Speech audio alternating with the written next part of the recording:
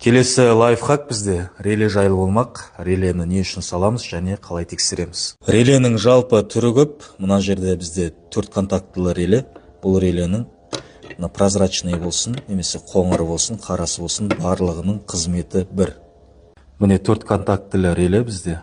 Осылай реледе 4 контактыда 30, 86, 85, 87 осылай жазылып тұрады. Сызбаша түрде 30-ші контакты және 87-ші контакты бұлар силовой болып саналады. 30 бен 87 бір-бірімен жұмыс істейді.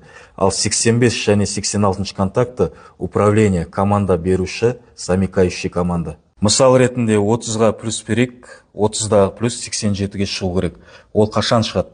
85-ке плюс берсек, 86-ға минус берген кезде замыкание арқылы 87 мен 30 қосылады, сол кезде 87-ге плюс шығатын болады. Көп жағдайда предохранитель тексеріп болып, релені ауыстыруға тырысады.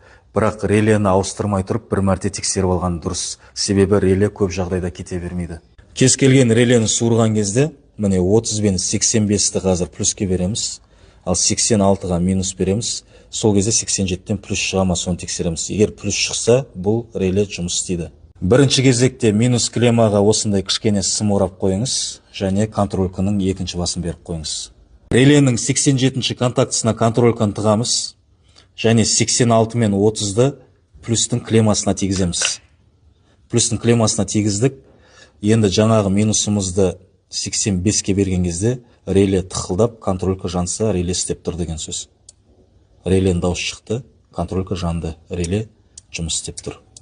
Сызбаша түрінде міне 30 бен 86-ны плюске бердік, ал 86-ға минус бердік, сонда 87-ге плюс шықты. Жаңа контрольканың жанғаны осы.